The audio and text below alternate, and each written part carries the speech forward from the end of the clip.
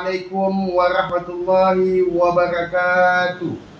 Kepada yang terhormat Bapak dan Ibu dosen penilai ujian kinerja PPG batch 3 tahun 2025 di LPTQ IAIN Langsa. Perkenalkan, nama saya Riyadi Sahputra dengan NIM 107 2025 20581. Saya adalah mahasiswa PPG dalam jabatan dengan tahap batch 3 tahun 2025 di LPTK IAIN Langsa. Hari ini Jumat tanggal 17 Oktober 2025, saya akan melaksanakan praktik pembelajaran dalam rangka penilaian uji kinerja di MAN 1 Aceh Tamiang pada kelas 10 pada mata pelajaran Al-Quran Hadis dengan materi Al-Quran adalah wahyu Allah. Demikian perkenalan singkat dari saya. Terima kasih. Wassalamualaikum warahmatullahi wabarakatuh. Waalaikumsalam warahmatullahi wabarakatuh.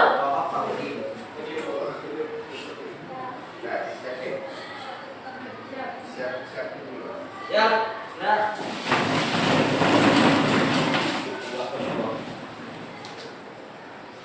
Assalamualaikum warahmatullahi wabarakatuh. Waalaikumsalam warahmatullahi wabarakatuh.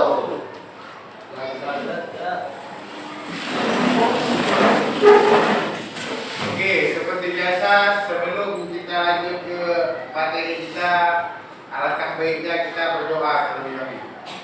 Oke. Doa kita mulai.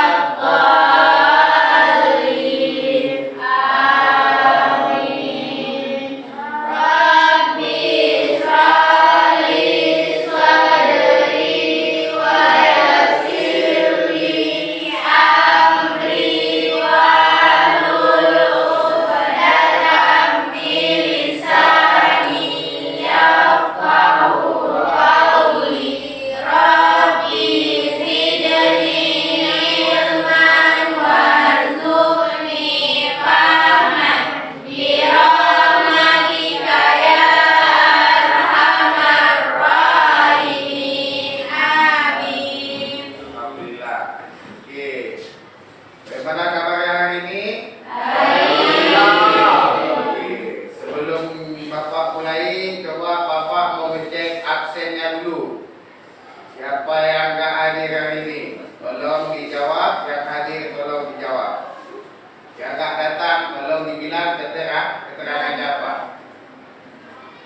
Yang pertama, Agung Wiranata, Alfi Syahri, Ade Alia Rifka, Aulia Safitri,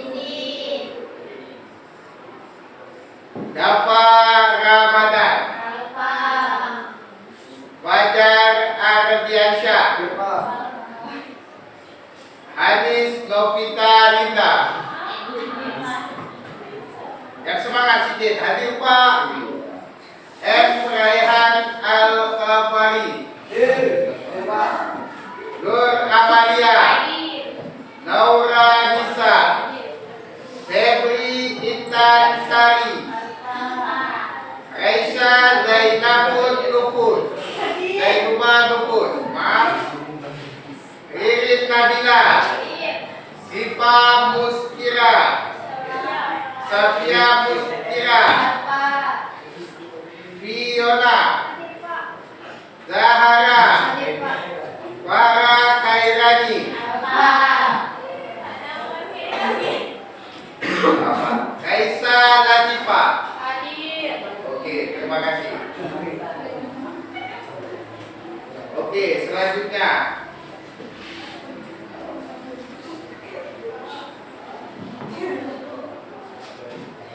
Posisi duduknya sudah diatur, Bapak sudah kita atur untuk kelompok hari ini. Materi kita lanjutan adalah tentang Al-Quran adalah wahyu Allah. Yang pertama, tujuan kita belajar, tujuan dulu, yaitu tujuan yang pertama kita menjelaskan pengertian Al-Quran menurut para ulama. Ini tujuan kita yang pertama. Yang kedua, menjelaskan nama-nama Al-Quran, dan yang selanjutnya menunjukkan perilaku orang yang berpegang kepada Al-Quran. Itu materi kita yang pertama. Tujuan pembelajaran kita hari ini.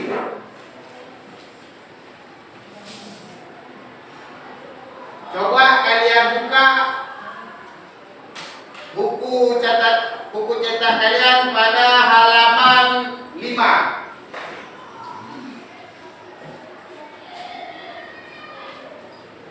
Di situ ada tentang pengertian Al-Quran. Siapa yang bisa jawab apa itu pengertian, apa itu Al-Quran? Coba, ada yang bisa jawab apa itu Al-Quran?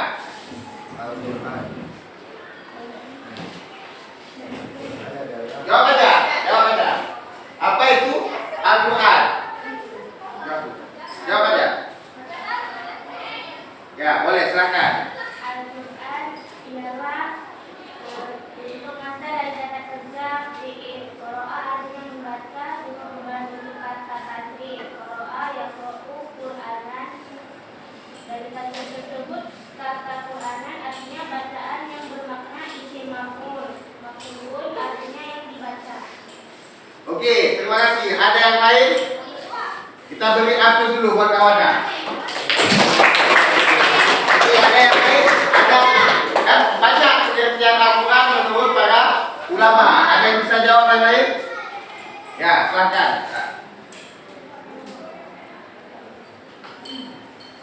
Al-Quran berasal dari lafaz yang berarti menggabungkan sesuatu dan yang lain dengan yang lain. Oke, terima kasih. Kita beri tepuk tangan buat kawan. Banyak pengertian Al-Quran menurut para ulama. Salah satunya menurut Al-Ihyadi. Pengertian Al-Quran menurut Al-Ihyadi. Coba kita tengok.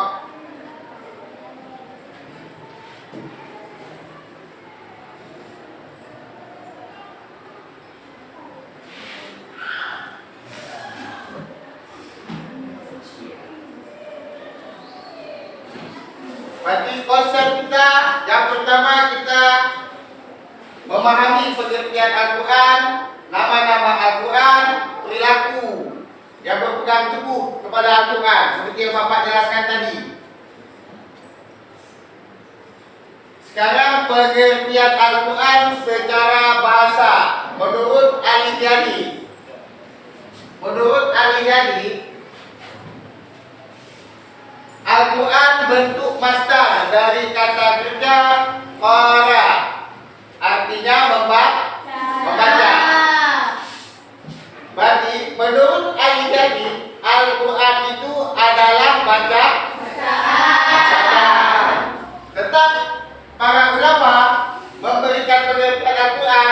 tetap ada dalil. Ya. Dalilnya. Gak sembarangan.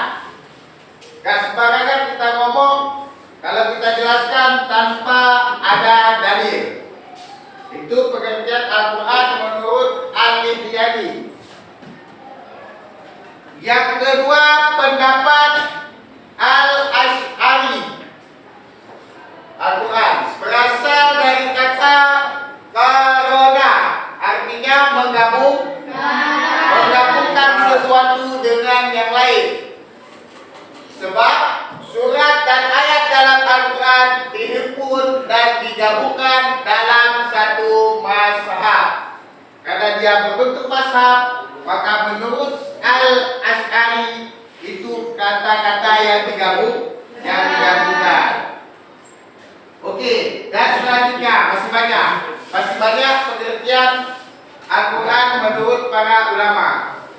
Sekarang tugas kalian identifikasi semua, kan ada di situ menurut Al-Fara'i, menurut Al-Juzai, menurut Al-Syafi'i, menurut Hudaibek, menurut Subki, menurut Syekh Muhammad Abdul. Tugas kalian identifikasi sebanyak mungkin apa dari pengertian Al-Quran tersebut yang kalian belum pahami. Nanti kita jelaskan, kita bahas sama-sama. Oke, coba dimulai. Kalian cari sebanyaknya identifikasi tentang pengertian Al-Quran menurut para ulama dan kalian presentasikan. Nah, coba apa-apa, coba cari.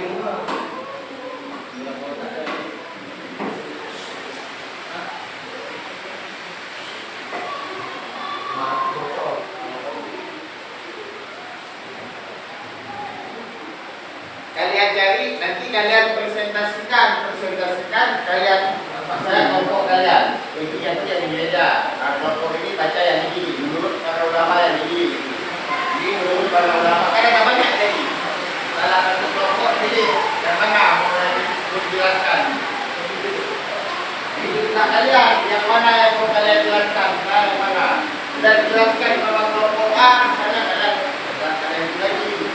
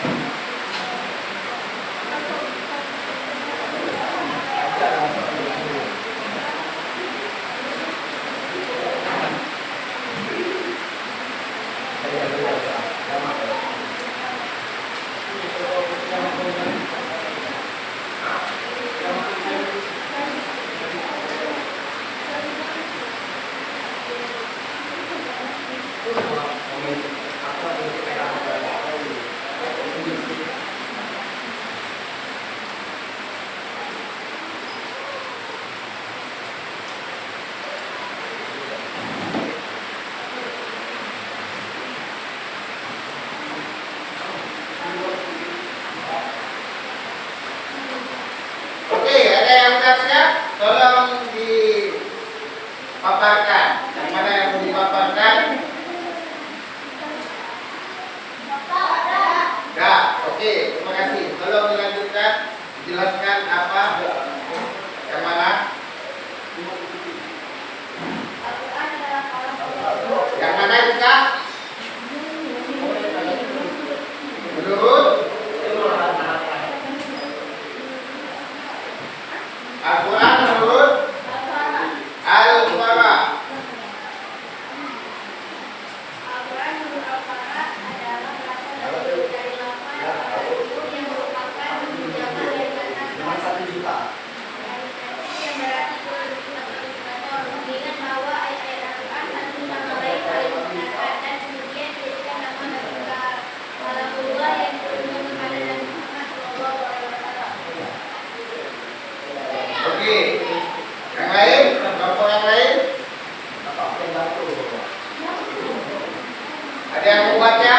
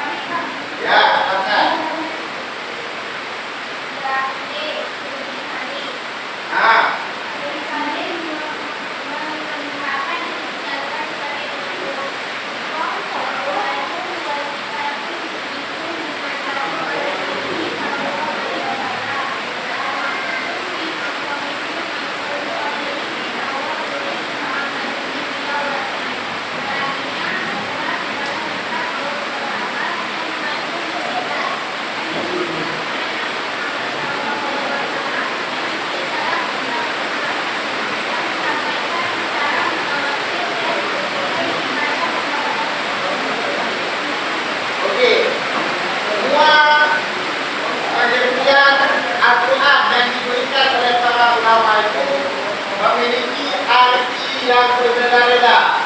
Cuma tujuan kita semua itu tetap sama. Pedoman hidup kita tetap Al-Quran dan hadis. Ada banyak isi kandungan dalam Al-Quran, ada banyak ibadah-ibadah di dalam Al-Quran yang bisa menjadi pedoman untuk kehidupan kita. Nah, jadi kesimpulan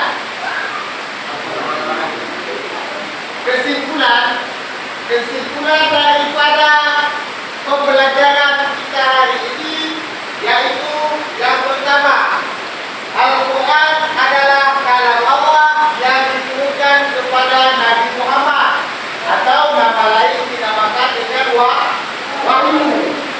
Kalam Allah yang diturunkan melalui malaikat Jibril kepada Nabi kita Nabi Muhammad. Yang kedua, dengan perantaraan malaikat Jibril. Bagaimana Al-Quran surah yang pertama yang diturunkan yaitu surah Iqra. Ada yang bisa baca? Iqra. Ada yang bisa hafal? Ada yang bisa hafal? Iqra. Iqra. Ada yang bisa hafal? Coba. Bismillah.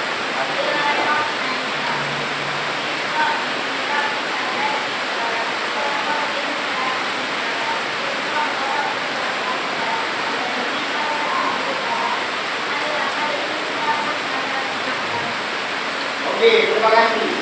Tepuk tangan untuk kawannya. Dan Al-Quran merupakan tulisan yang berbentuk dalam bahasa Arab yang disampaikan kepada kita. Nah, dan Allah menyampaikan kepada raja melalui malaikat Jibril untuk menyampaikan Al-Quran kepada Nabi Muhammad berbentuk dengan bahasa Arab, bukan bahasa Latin, bukan bahasa Inggris. Diawali dengan surat Al-Fatihah dan ditutup dengan surat An-Nas. Itulah yang dinamakan dengan Al-Quran.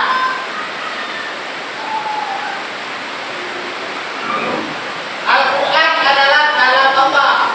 Al-Quran seperti yang kita bilang tadi, Al-Quran sebagai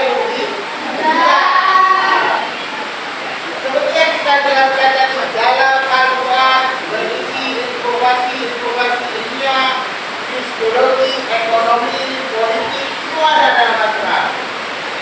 Kita mau apa? Kita mau politik, ada dalam Al-Quran. Kita mau ideologi, ada dalam Al-Quran. Kita mau sejarah, banyak kali dalam Al-Quran.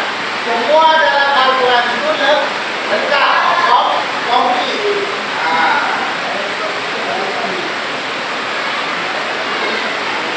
Dan ada nama-nama dari Al-Quran. Al-Quran bukan ibadah, bukan cuma Al-Quran. Ada nama Al-Quran, Al-Kitab, Al-Quran, Al-Hadis, Al-Hadis. Itu nama lain dari Al-Quran. Kenapa? Al-Kitab itu sama juga Al-Quran. Al-Quran sama juga Al-Quran. Ini nama lainnya. Nama lain dari Al-Quran. Dan selanjutnya, yang terakhir, perilaku orang yang berpegang teguh pada Al-Quran. Dan tema kita tadi, Al-Quran wahyu Allah. Yang kedua, nama-nama Al-Quran. Yang terakhir, perilaku yang berpegang teguh pada Al-Quran. Di mana orang yang sikapnya ada dalam Al-Quran? Yang pertama, membersihkan mulut untuk membaca Al-Quran. Membaca Al-Quran itu harus di tempat yang bersih. Jangan asal-asalan. Baca Al-Quran itu harus menghadap di sebaiknya kalau kita mau baca Al-Quran itu harus kita menghadap di kiblat.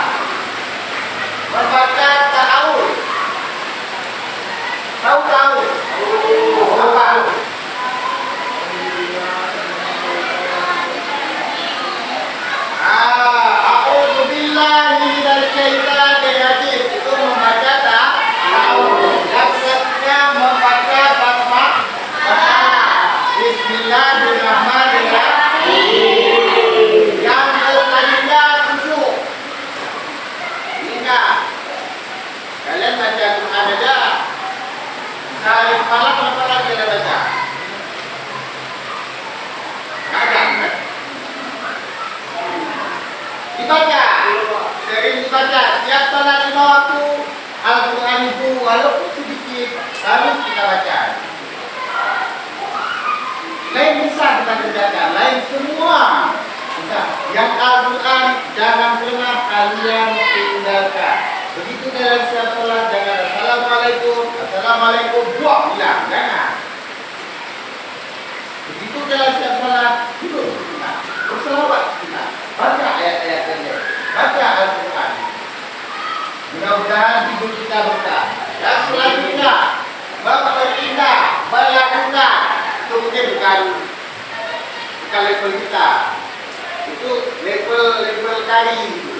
Kalau kari baca Qurannya dengan indah, dia dapat pahala. Kalau kita yang penting benar aja dirinya, kita sudah dapat pahala. Insyaallah taala. Yang selanjutnya tidak bercanda, tidak main-main. Jika baca Al-Quran kita nggak main. Dan selanjutnya berhenti untuk berdoa ketika membaca ayat rahmat dan ayat adab. Dalam Al-Quran itu ada yang rahmat, yang adab, semua isinya ada. Ketika kita sampai kepada ayat itu, kita berdoa kepada Allah, semoga kita diberi rahmat. Ketika sampai kepada surat yang berbentuk adab, kita berdoa, semoga kita dijauhi daripada adab tersebut. Dan yang selanjutnya, menangis, sedih, terharu, itu tidak mungkin kalau kita. Karena hati kita sekeras batu. Tidak mungkin kita nangis ketika baca Al-Quran. Coba usahakan. Jangan apa? Supaya kami bisa nangis baca Al-Quran, Pak. Itu kalian baca itu. Ingat maknanya, hayati maknanya. Insya Allah ini semua bisa terjadi. Dan suara tidak terlalu keras dan tidak terlalu pelan. Suara kita agak keras kali, suara kita agak pelan-pelan kali. Dan yang terakhir, jangan tertawa, jangan bercanda, jangan bicara saat membaca Al-Quran.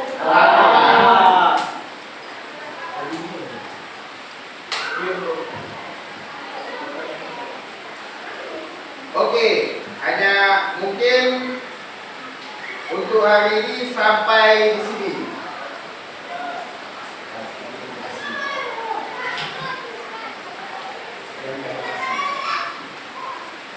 Untuk sebelum Bapak tutup materi hari ini, ada yang mau ditanyakan, ada yang minta tentang Al-Quran, tentang nama Al-Quran, tentang adab-adab kita dalam membaca Al-Quran. Ada yang mau ditanyakan, boleh.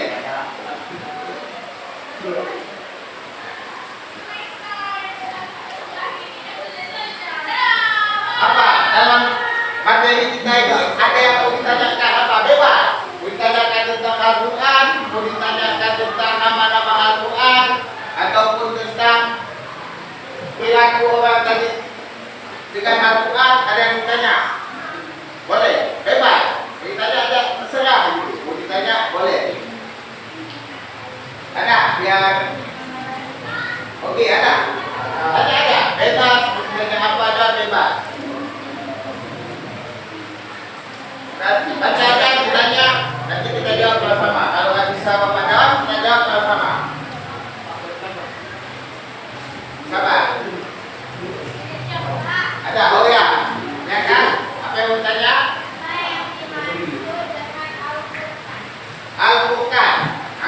Apa yang dimaksud dengan Al-Furqan? Al-Furqan itu merupakan salah satu nama daripada Al-Quran.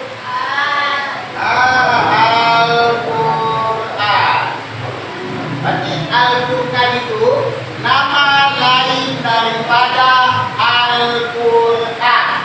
Nama lain daripada Al-Quran itu Al-Quran. Oke, ada lain? Sebelum kita tutup pelajaran kita hari ini,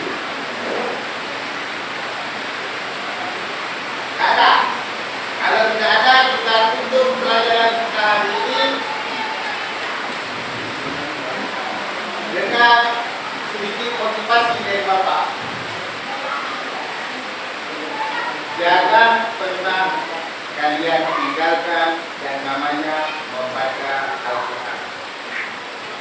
Terlepas dari kita yang sedang kita tidur, terlepas dari itu semua, kalian jangan pernah lupa baca Al-Quran. Tidak ada lain. Dalam hidup ini tidak ada lain. Pedoman hidup kita itu cuma Al-Quran. Di situ semua. Cuma jangan sampai kalian lupakan. Setiap kalian selesai sholat, setidaknya kalian baca satu surah, dua surah. Jangan begitu sholat langsung waktu lagi terus. Jangan. Karena untuk kehidupan yang lebih baik, kita tetap berpedoman kepada Al-Quran dan hadis. Tak ada lain, cuma Al-Quran, tak ada lain. Kehidupan kita, semua kita tetap harus berpedoman kepada Al-Quran. Okey. Dan kita semua tetap harus semangat, harus giat dan harus rajin, baik itu di sekolah maupun dalam beribadah. Yang jelas, pedoman kita tetap kepada Al-Quran dan hadis. Okey, terima kasih. Mungkin untuk hari ini kita cukup sampai di sini dan Bapak akhiri dengan billahi taufiq wal hidayah. Assalamualaikum warahmatullahi wabarakatuh.